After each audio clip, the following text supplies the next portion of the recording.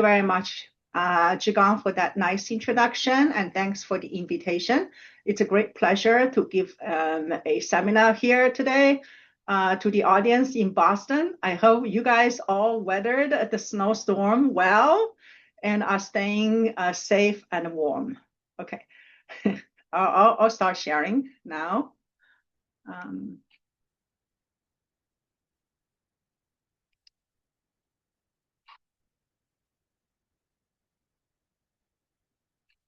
Okay, is this good? Yeah, it's perfect. Thank you. Okay, so today I will talk to you about a specific study that was recently published at the end of last year, and I changed the title slightly for my talk here. I'm going to talk about the transcriptomic, spatial, and developmental organization of telencephalic GABAergic neurons. First, some background. The collective goal of neuroscience is to understand how brain works at different levels, from cellular components to computational algorithms to cognition, behavior, emotion, and things like that. This is a daunting task given the extreme complexity of the brain.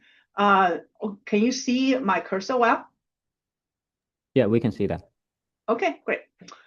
With millions to billions of neurons and a similar number of non-neuronal cells in all kinds of species shown here, including human itself. So this is a daunting task. And to tackle this challenge, we think that it is essential to take a multi-level approach from cellular organization to connectivity, wiring diagrams, to physiology and behavior in vivo, to eventually perhaps a computational understanding of how brain processes information and generate behavior. At the Arnold Institute for Brain Science, our primary focus is at the first two levels, trying to understand the extraordinary diversity of cell types in the brain and the mammalian brain from mouse to human, and how specific cell types form functionally specific circuits. With this motivation, we establish high-throughput technology platforms, generate large-scale comprehensive data sets, striving for completeness, and present the data as foundational resources to the community. At the same time, we also use a data-driven approach to extract underlying rules and principles that govern the organization of the brain at those two levels. So I think this is very much fitting with this bioinformatics or data science seminar series, very much data-driven approach. Okay, so here are the main approaches we use for studying cell types and connectivity. Our front-end approach is the highly scalable single-cell genomics technologies, including RNA-seq, ATAC-seq, or multi-omic profiling, and spatially resolved transcriptomics. We use those approaches to generate the initial version of cell type taxonomy, and use that as a foundation to understand cellular properties at other levels. We also create genetic tools to target specific cell types. In recent years, we have been really leveraging the single-cell RNA-seq and ATAC-seq data to identify cis-regulatory elements that are cell type specific, that are present in the ATAC peaks, and test them in AAV viral vectors to establish enhancer AAVs that can target cell types in a highly specific and versatile way, not only in mouse, but also in non-human primate and even in human brain itself. At the anatomical level, we use light microscopy and electron microscopy to obtain the brain-wide morphology and projection patterns of individual neurons, as well as the synaptic level connections within the densely reconstructed electron microscopy volume. To bridge molecular information and anatomical as well as functional information, we use a set of multi-model approaches, including triple modality patch-seq and barcoded connectomics, to assign transcriptomic identities to the cells that we have obtained anatomical or functional information. And finally, in recent years, we started to develop and scale up, test the scalability of proteomics approaches as a way to understand the composition and distribution of proteins in specific cell types to bridge gene-level information and structural functional information.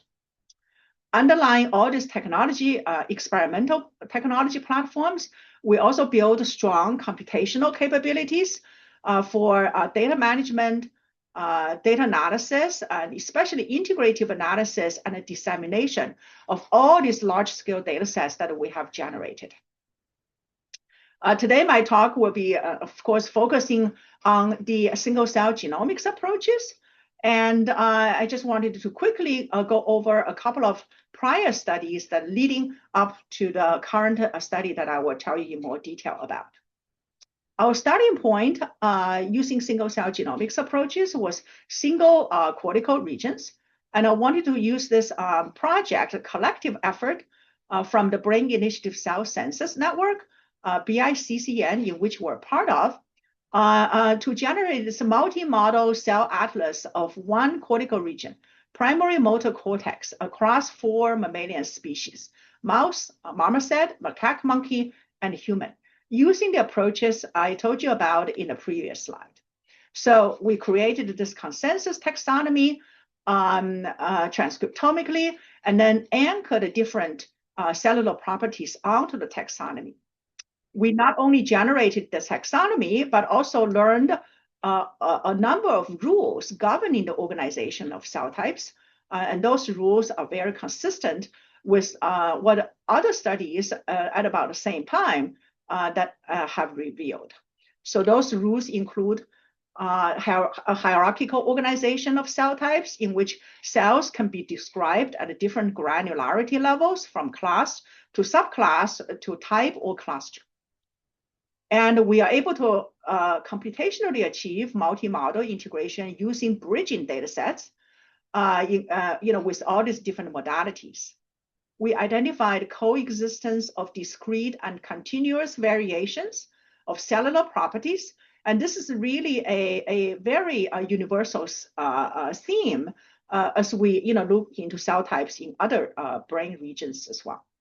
Similarly, we also identified coexistence of cross-species conservation and divergence, with conservation mainly at a higher hierarchical level and subclass level, whereas species-specific divergence often is displayed at cluster or cell type level, and also in the differential expression of many specific genes, even in conserved cell types.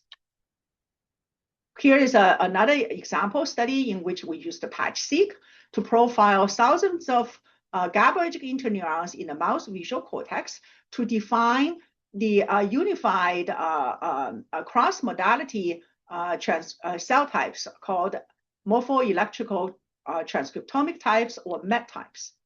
We find that MET types have intermediate granularity to accommodate differential variations of cellular properties, and higher degree of cross-modality concordance and predictability. The MET types are able to serve as Rosetta Stone to bridge molecular and morphoelectrical properties from disparate data that only have one type of information. And this is illustrated very well in our electron microscopy connectomic study, again, in the mouse visual cortex. This unprecedented 1 cubic millimeter EM volume generated and analyzed by my colleagues at the Allen Institute for Brain Science. In this heroic study, the team identified a lot of circuit motifs, and here exemplified by the inhibitory to excitatory neuron motifs across the different layers of the mouse visual cortex. You see this highly specific layer or even sub-layer connectivity motifs that are facilitated by specific GABAergic interneuron types, especially the parvalbumin positive and somatostatin positive types. And in a concurrent study using patch-seq defined somatostatin layer 5 MET types, we were able to associate specific transcriptomic types with the with the cells in the EM volume that exhibit this highly layer-specific circuit motifs, using the morphology matching between the EM morphology and the patch-seq morphology. Okay, so this is really a good example of applying our high-resolution transcriptomically defined cell types into the understanding of cell type-specific connectivity and potentially function in the future. Okay, so fast forward a couple of years from our single brain region study, we have now generated a cell type atlas across the entire mouse brain. This is yet another collaborative effort within BICCM. And here I'm just going to show you a couple of slides for the study that came out of the Allen Institute itself. In this study, we generated 2 whole brain scale data sets, single cell RNA-seq with 4 million cells passing strain gen QC, and a spatial transcriptomics Murphy's data set, also with 4 million cells segmented from a single mouse brain and passing stringent QC. Using the 2 data sets combined together, we created this high-resolution cell type atlas, transcriptomic and spatial cell type atlas of the entire mouse brain that contains more than 5,300 individual clusters and organized into a hierarchical structure with descriptions at the levels of supertypes, subclasses, and classes.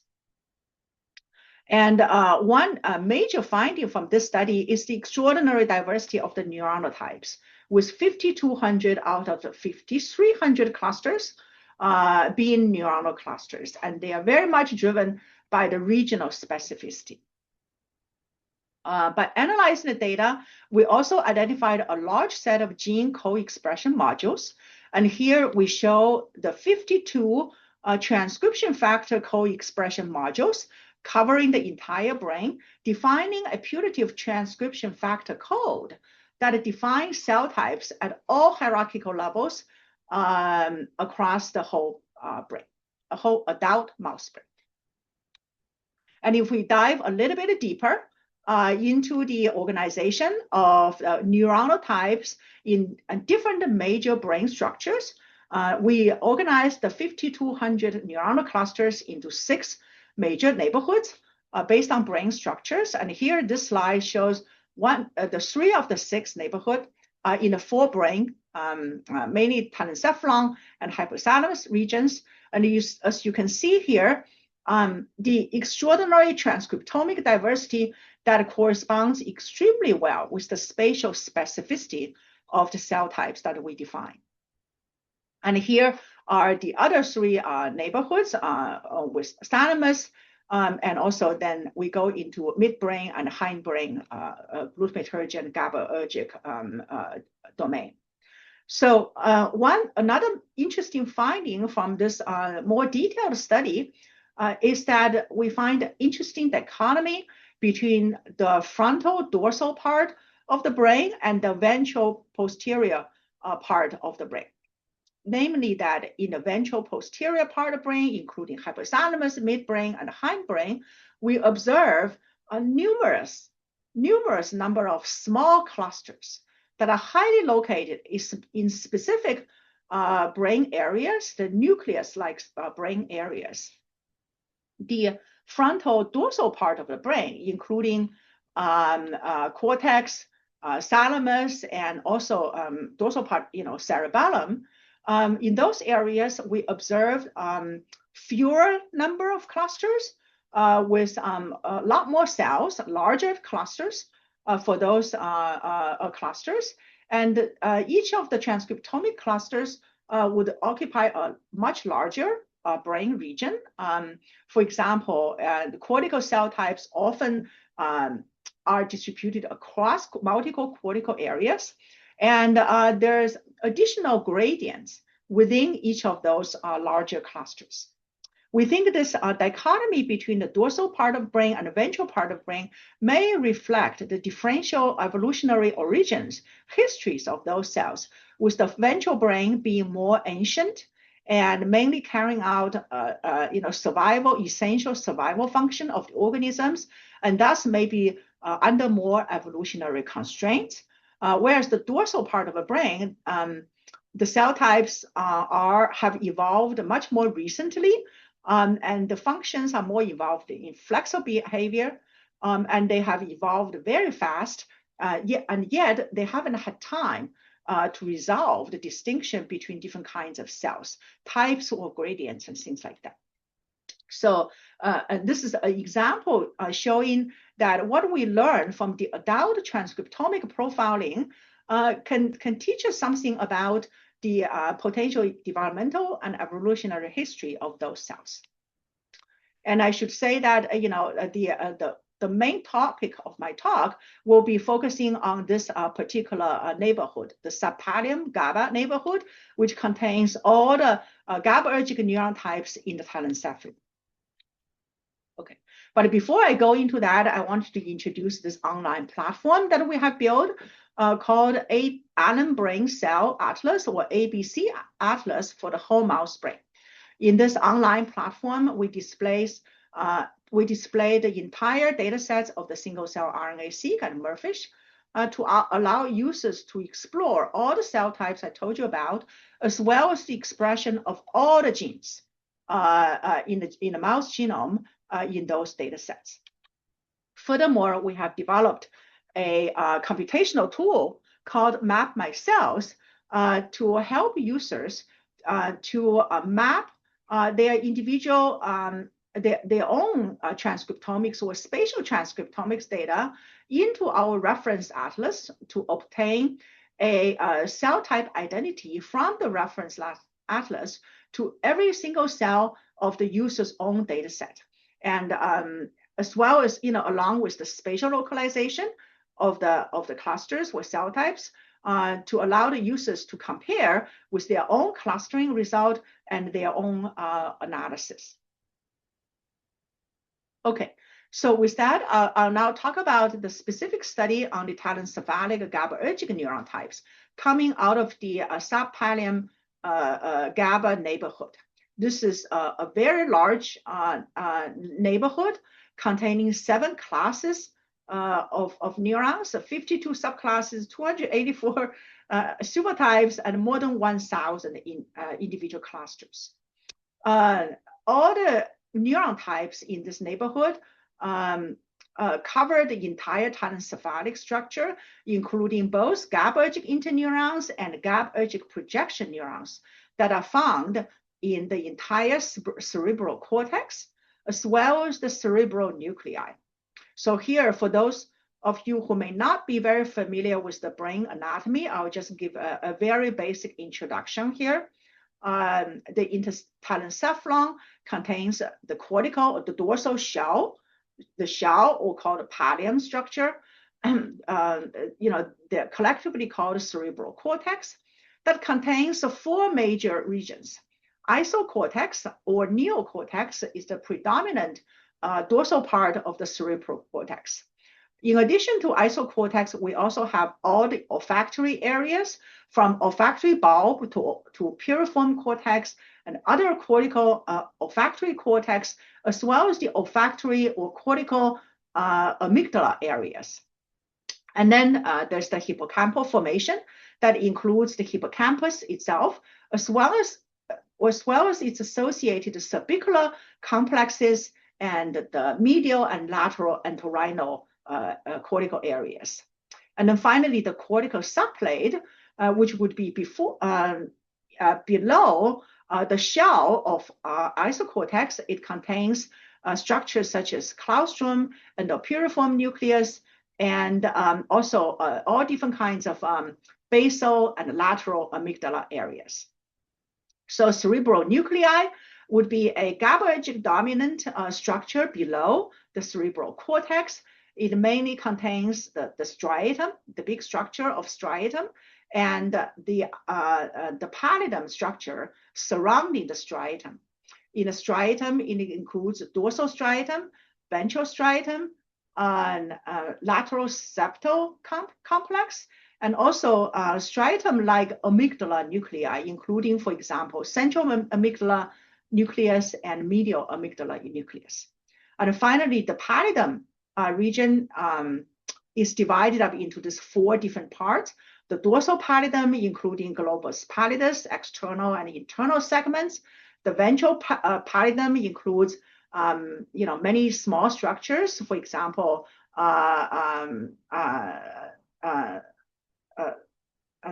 SI region, somata innominata region, and also basal forebrain region that contains cholinergic neurons. Medial pallidum, including medial septum and the nucleus of diagonal band, and the caudal pallidum includes the bed nucleus of stria terminalis, BNST. And this is the area that's transitioning into hypothalamus, or the anterior part of the hypothalamus, called a preoptic area. So without showing any sections, I just want to give this basic introduction. And then now going back to the subpallidum GABA taxonomy, it's organized into 7 major classes that cover all the GABAergic neurons in the cerebral cortex. Mainly 2 different classes of GABAergic interneurons that are derived from 2 major developmental domains, the caudal ganglionic eminence and the medial ganglionic eminence. And I will talk a little bit about them more in detail in the next couple of slides. The medial ganglionic eminence also generates the GABAergic interneurons in the cerebral nuclei, and that's covered in this CNU, cerebral nuclei, MGE class. We also have a dominant LGE, lateral genicular, lateral ganglionic eminence derived GABAergic neurons that populate the entire striatum. And then beyond those major 4 classes of GABAergic neurons, there are additional ones, including all the GABAergic neurons populating the olfactory bulb, which also have a LGE developmental origin. And then the specific GABAergic neurons that are present in the lateral septum or lateral septal complex. And finally, this huge number of GABAergic neurons that are present in the various pallidal regions and also going into the preoptic area of the anterior hypothalamus. Okay, so extreme complexity, but we're organized into the 7 classes. And here I'll just briefly tell you about the cell types we identified in each of those 7 classes. The first one is the CTX, cerebral cortex, CGD-derived GABAergic neurons that contain well-known GABAergic neurons in the cortex, including VIP positive neurons, the SNCG positive multipolar GABAergic neurons, as well as the LAMP5 positive neogliaform GABAergic neurons. As you can see here, we identified specific cell types, and this is shown at the supertype level, not only in isocortex, but also in the hippocampal areas, and in the ventral part, the olfactory, as well as the cortical subplate or amygdala areas. We identified a new subclass of the CGE-derived GABAergic neurons, and this new subclass contains cell types that are almost exclusively found, specific to only the hippocampal formation and the ventral part of the cortex, the olfactory and amygdala area. So this is a very interesting new subclass that came out of the taxonomy. And here in the next slide, I show the MGE-derived classes for both cerebral cortex and cerebral nuclei. Those are in those two major classes, as you can see, many different subclasses and many different types. So first is the cortex-specific subclasses of MGE-derived GABAergic neurons. Again, those are very well known. They include the somatostatin, specific positive cortical GABAergic interneurons, and the parvalbumin positive GABAergic interneurons in the cortex. But also, as you can see in all the other cortical regions as well, including this one, for example, specifically located in the cortical and basal lateral amygdala areas. And there's also the parvalbumin positive chandelier cells and the special LAMP5 LHX6 GABAergic neurons that are again predominantly found in the hippocampal formation.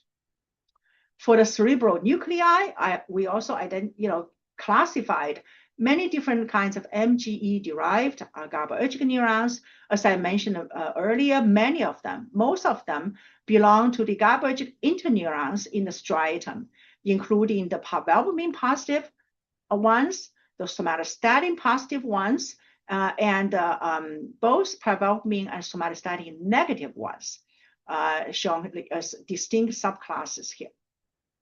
In addition to those GABAergic interneurons in the striatum, we also identified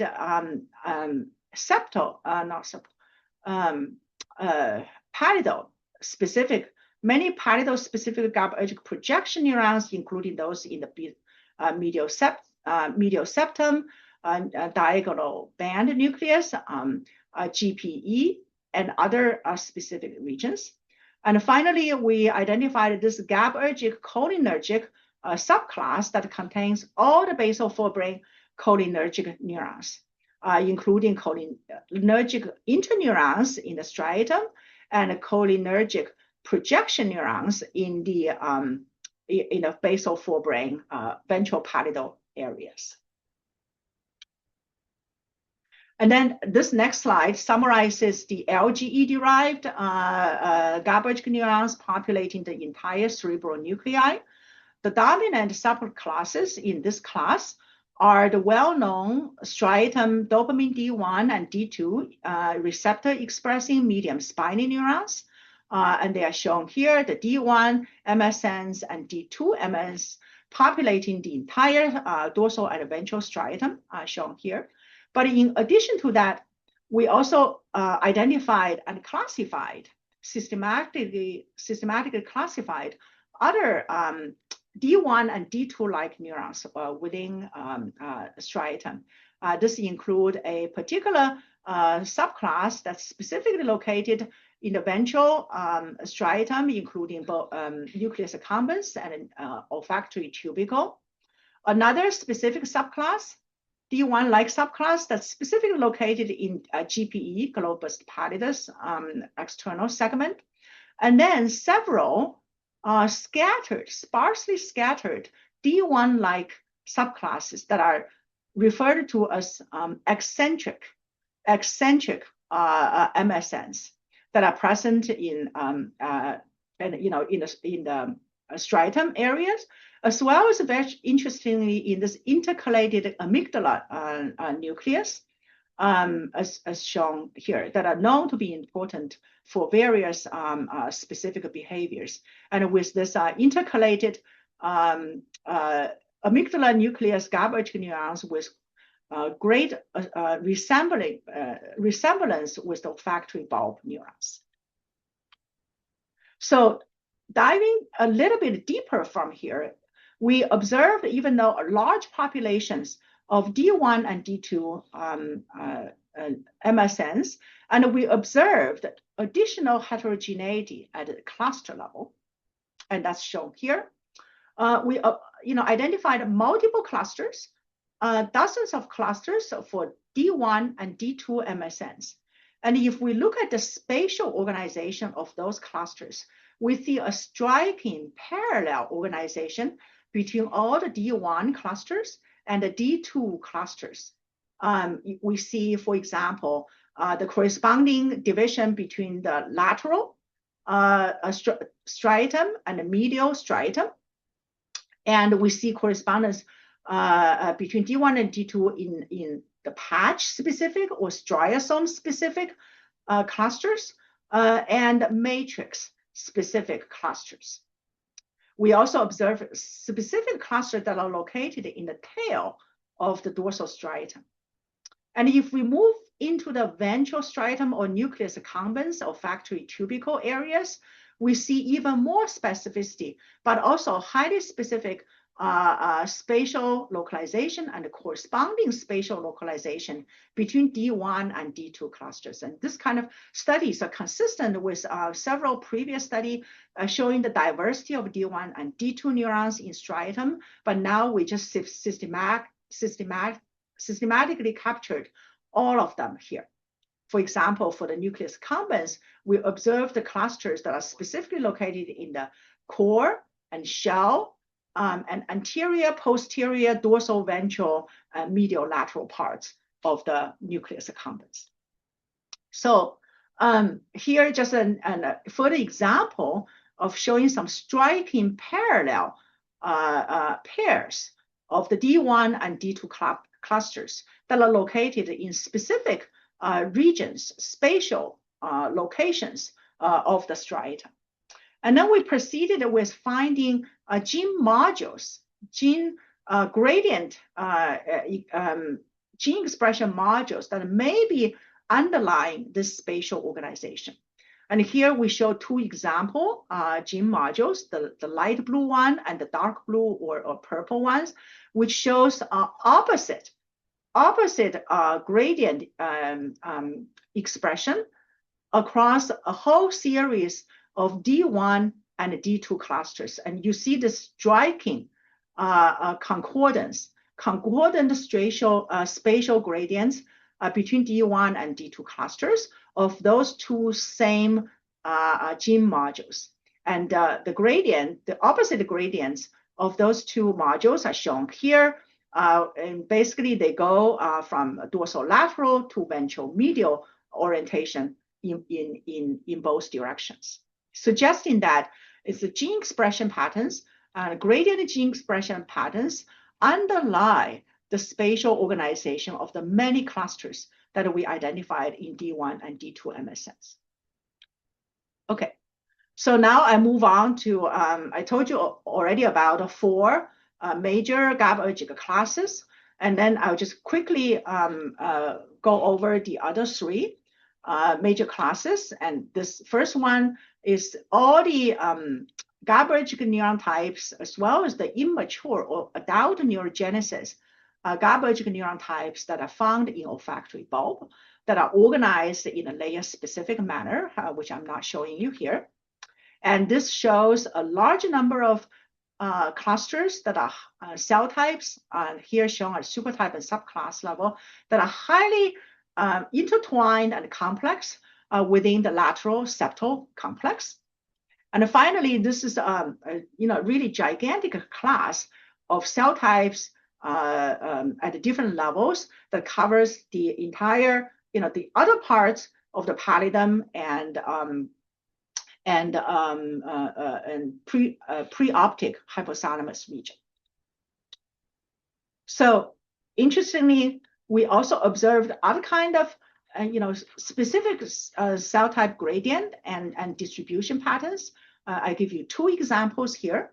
And this first one is the many different clusters that we identified in the lateral septum regions, and the set of gene modules that we identified is showing varying degrees of spatial gradients across each of those gene modules, as shown on the UMAP here. And then they were painted on the Murphy's data, in this kind of anatomical specific manner, showing the gradients going, in all kinds of directions, dorsal ventral or ventral dorsal or medial lateral or anterior posterior. So for striatum, for the lateral septum, this is multidimensional gradients that are, very much intertwined with each other. Another interesting observation is as we go into the cerebral nuclei, ventral pallidum, and preoptic areas of the hypothalamus, we see many specific cell types and clusters, but we also observe a very interesting feature of the GABAergic cell type specifically located in the central and the medial amygdala nucleus. CEA and MEA are interconnected with BST or the BNST regions before they send their projections down to hypothalamus and other regions. And in this network, we find that transcriptomic clusters, very specifically at a supertype or even cluster level, the same cell type would be found in both CEA and their downstream BST target areas, or in MEA and it is its own downstream target BST areas. So forming this highly specific spatial map. So here, it's complex, but I just want to quickly say that the MEA specific transcriptomics are duplicated. The same transcriptomic types are duplicated in the posterior medial part of the BST, whereas the CEA specific transcriptomic types are also duplicated in this downstream target BST region, which the regions are mainly located in the anterior part of the BST. And here, shows the spatial Murphy's map showing the exact, supertypes that are simultaneously found, the same transcriptomic files found in these two disparate, far away anatomical regions that are actually also interconnected regions. From here, you see the same clusters or supertypes found in MEA regions and in the posterior BST. Same here for each of the supertypes. And the next slide shows the CEA specific supertypes that are also found in specific part of the anterior BST. So this is, very striking, migratory patterns. And we wonder if this kind of a differential migration of the same type could also help to mediate the connectivity between those two regions. Okay, and then now finally, I'll move into the third part of this study, the transcriptomic, spatial, and now we are looking at the developmental organizations of telencephalic GABAergic neuron types. And here shows the UMAP of a developmental set of studies. It's actually multiple data types, multiple data sets integrated together, both our own data sets as well as the previously published developmental single-cell RNA-seq data, and all focusing on the different parts of the telencephalic GABAergic neuron populations. So we are able to integrate them very well and generating this developmental cell atlas that can be, partitioned based on their anatomical organization, and also based on the specific transcription factor expression from development to the adult stage. And here I just wanted to quickly show, without getting into details, show the kind of developmental trajectories that we derive from the different classes of GABAergic neurons I told you about. So in this slide, I showed the trajectories of three major classes of GABAergic neurons: the CGE-derived cortical GABAergic neurons and the MGE-derived cortical and cerebral nuclei GABAergic neurons. And from the trajectory, we can see that the progenitor cells are simpler and they're similar to each other, and then they gradually diversify throughout the prenatal and postnatal developmental times.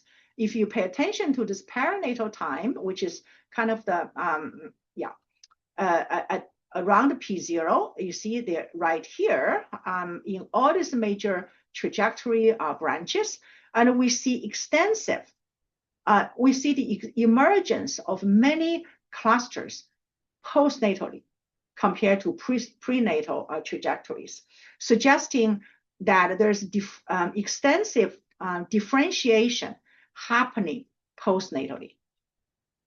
So MGE and CGE cell types exhibit extensive postnatal diversification, as shown from these developmental trajectories. Similarly, we also looked at the developmental trajectories from the LGE-derived GABAergic neurons. As I mentioned earlier, all the olfactory bulb GABAergic neurons were also developmentally derived from LGE. And this is confirmed by the similarity of their developmental origins shown in this trajectory map with the olfactory bulb class here and LGE CNU class shown here.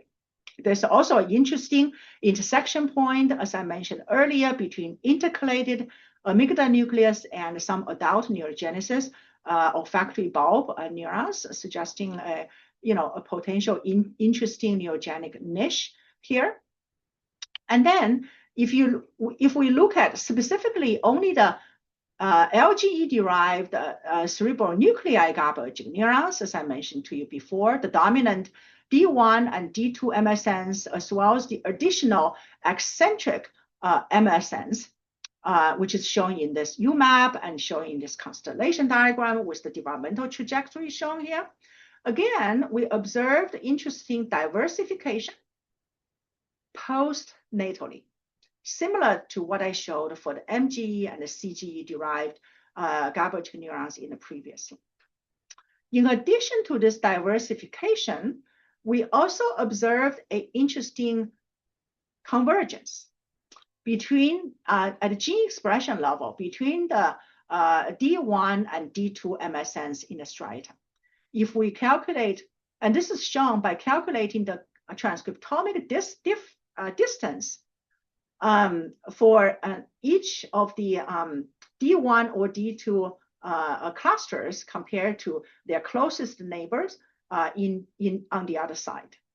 The distance is higher in embryonic stages, whereas after birth, the distance between D1 and D2 clusters are actually becoming closer, suggesting that, in light of what I showed you before, this extensive spatial map defined by similar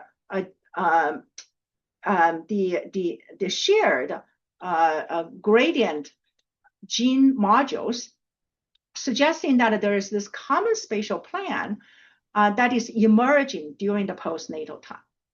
Okay, so the conclusion for this part is that the CNU LGE cell types exhibit a certain degree of postnatal diversification, just like the MGE and CGE derived neurons. But at the same time, D1 and D2 MSNs exhibit convergent development. And we think that's related to adopting a common spatial plan. And here we also investigate a little bit further about the developmental time courses of the spatial gradient formation. First, one thing I didn't tell you about, but I'm just quickly summarizing here. Just like the D1 and D2 MSNs in striatum, we also observe the spatial gradients in the adult state, in the adult cortex, for both somatostatin and parvalbumin positive interneurons. And those spatial gradients in the adult are across layers, from superficial to deep layer, or from deep to superficial layer, that are reflected in different differential gene expression modules. So we found here, by looking at the developmental times, early postnatal P0 to P2, or P8 and P14, we see that for SST and parvalbumin GABAergic neurons, this opposite directions of gene expression gradients across different layers are already present, even at P0, P2, this early stage. And this gradients, maybe emerged very early on during the neurogenesis time, and it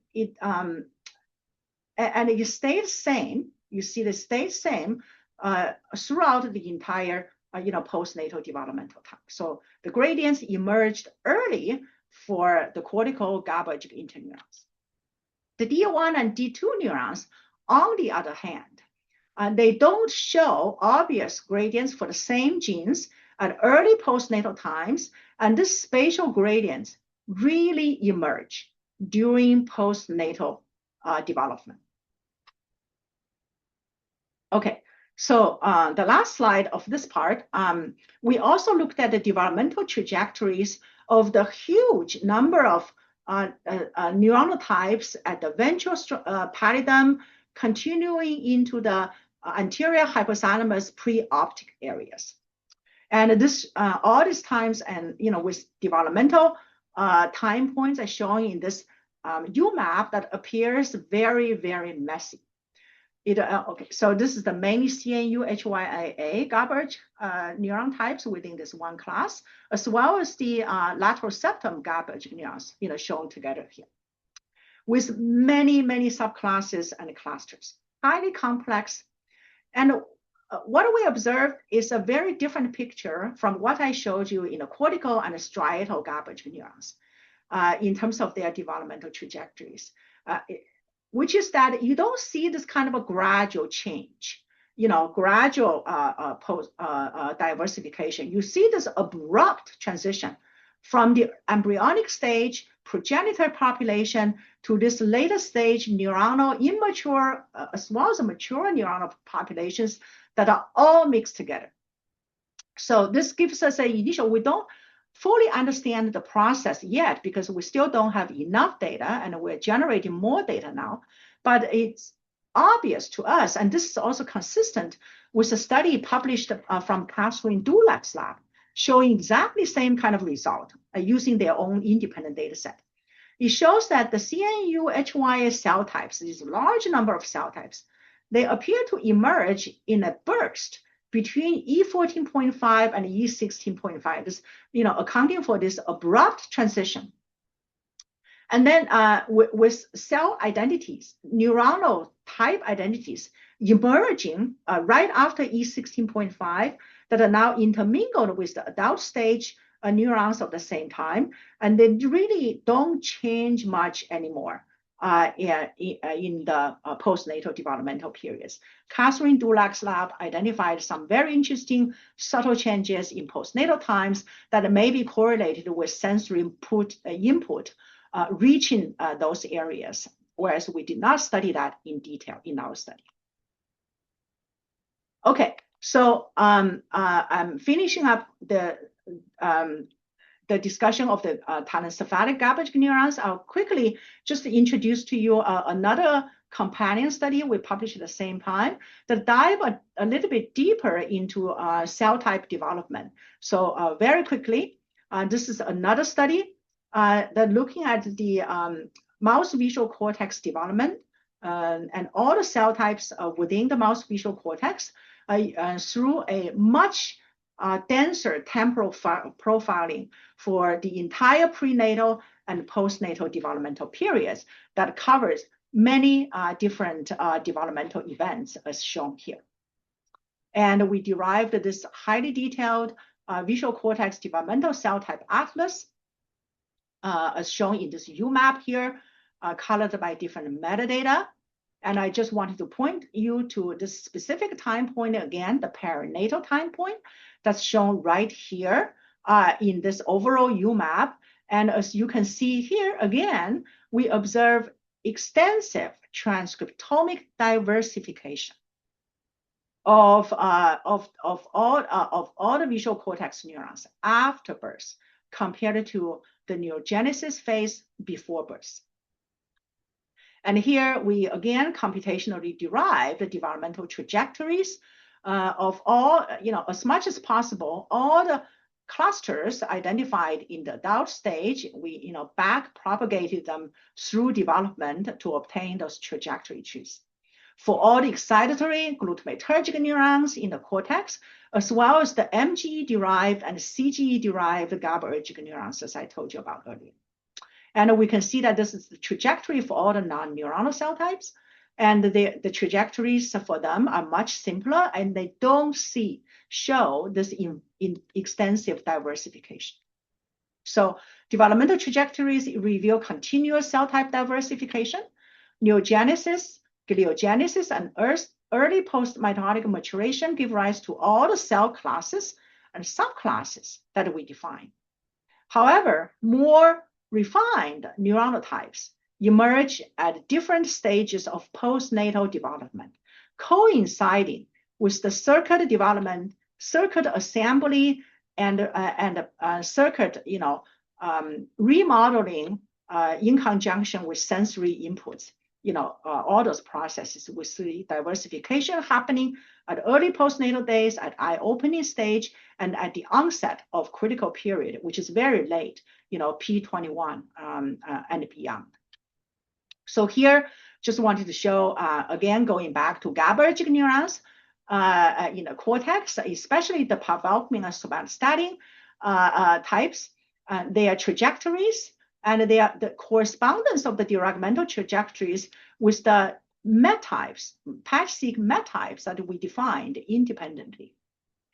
Okay, so in this UMAP and trajectory map derived from the UMAP, we see that all the parvalbumin MET types can be very nicely aligned with the trajectories. Similarly, with the many different somatostatin MET types, they also align with the trajectory very well, and you see this observed emergence of many clusters in late developmental stages. And furthermore, we even observe some intermediate MET types that we defined earlier that are intermediate between parvalbumin and somatostatin cells in either deep layers or superficial layers. They just exactly corresponding to trajectories that are intermediate between the parvalbumin trajectories and the somatostatin trajectories, showing this amazing correspondence between two completely independent studies that we conducted. Finally, we also generated the multi-ohm data set for the developmental mouse visual cortex. And from here, we can then derive gene regulatory networks by analyzing the expression of transcription factors, their binding motifs that are present in the attack-seek differentially accessible peaks, and also linking them with the downstream target genes, also through the attack-seek data and RNA-seek data combined together.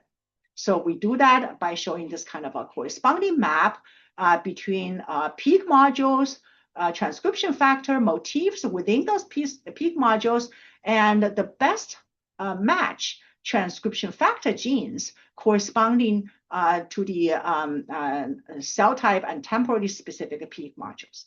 And from here, we can derive gene regulatory networks for all the GABAergic subclasses in the mouse visual cortex, and identifying hub genes, transcription factors, as well as their downstream target genes. Okay, so with that, I am concluding my talk here.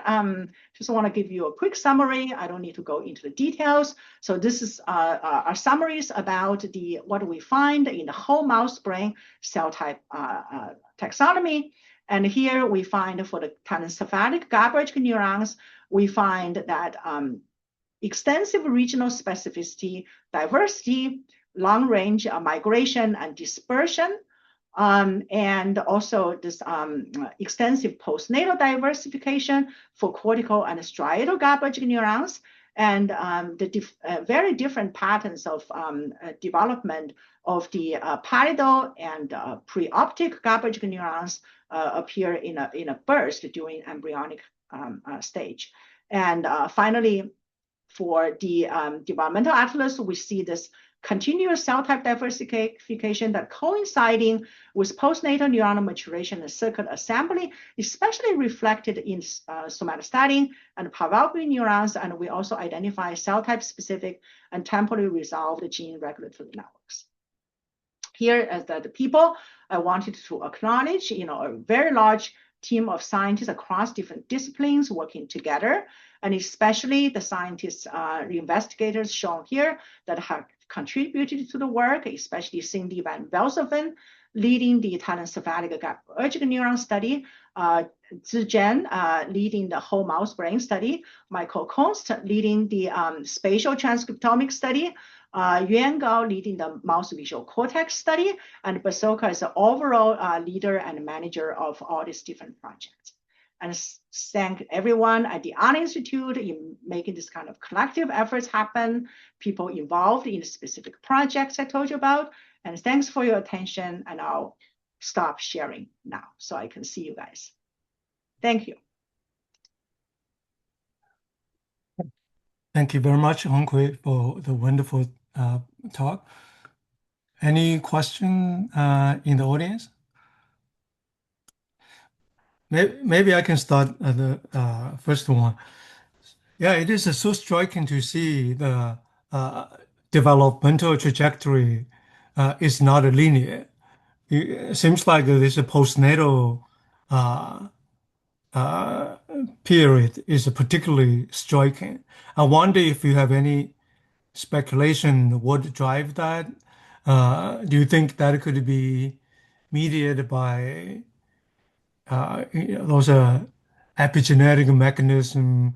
Do you have any thought how to move forward? Yeah, so that's a very important question. I mean, this is very surprising to us that so much is actually happening post-mitotically during postnatal development. All the major cell types, the subclasses are already defined by neurogenesis. But I think after that, it's really the circuit formation, assembly, and maturation process that drives a lot of gene expression changes that allow the formation of the highly specific, circuit motifs.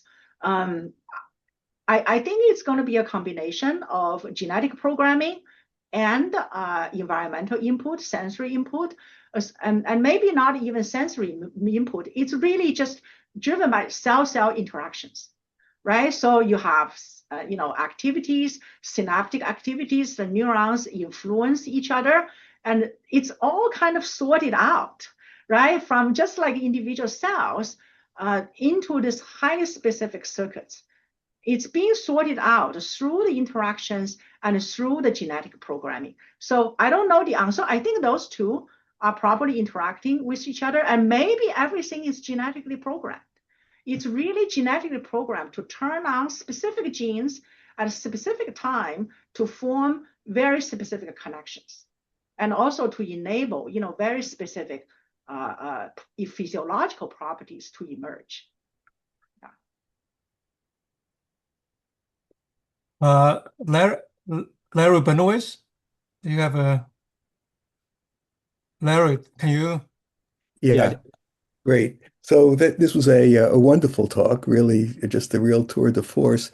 I'm thinking about, this is a very complete description of the murine brain, but I'm thinking about the secondary proliferation zone in the human cortical development.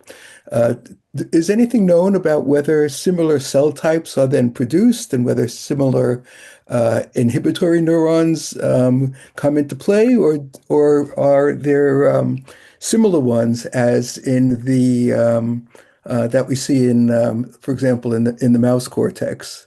Yeah, we believe many, if not all, of the GABAergic types we described can also be found in human brain. And furthermore, there may be even more diversity, especially in the cortical GABAergic interneurons, and that's already been shown by multiple recent studies. There's additional neurogenesis zones, outer ventricular, subventricular zone, for example, and even some recently shows that the excitatory, those are the excitatory neurons. For the GABAergic neurons, in addition to the ones migrating to the cortex from MGE and CGE, recently was shown that even the subventricular zone within cortex itself that's supposed to be only generating excitatory neurons and glial cells may also even generate GABAergic neurons in amazing cortex as well. So by having this kind of detailed map, we can now have very, very detailed comparison across species and finding out exactly what is shared and what is different. Yeah. Thank you. Thank you very much. Yeah, in that line, you did describe the immature neuron in the olfactory part, right? Yeah. So presumably, some cells will die as well. So that will keep the total number of the neuron to be constant. That's a very interesting question as well. So transcriptomic profiles do not capture dying cells that well. We know, people already knew that in early postnatal development, maybe I think from like P5 to P10 in cortex, there is massive cell death, apoptosis happening. But they are not captured in the transcriptomic profiles. It could be that, we're thinking about how to do this better using spatial approaches. It could be that the cells are dying just very fast. We are not able to catch them. It could be that at transcriptomic level, let's say the apoptosis signature or whatever signature are not captured at the transcriptomic level. So we don't know. It could also be that the dying cells have low quality transcriptomic profiles that are actually filtered out during our QC process. So we don't really know, but there are things that are happening during development, especially cell deaths that were not captured yet. Yeah, but the adult neurogenesis of olfactory bulb neurons, as well as some neurons in other regions, are very interesting. I think we are finding additional late stage or adult neurogenic niches or specific types of immature neurons in different parts of the brain, especially telencephalon. Those, need to be investigated further. Yeah. Thank you. Any additional question from audience? If not, Hongkui, thank you so much for the wonderful talk. Yeah. Thank you. Yeah. Thank you, everyone. Yeah, Thank you, I never talked about this study in detail, but I thought maybe people are interested in, this kind of a detailed dissection. So maybe I got into too much of a detail, but I hope I show that it's just mind-boggling, diversity, very, very interesting. Just like, the brainstem area, Zhigang, that we study, it's really just like that. It's very interesting, right? It's possible that, the circuits are really formed by this kind of a transcriptomically diverse type of cells. Yeah. Okay. Well, Thank you great. so Thank much. you.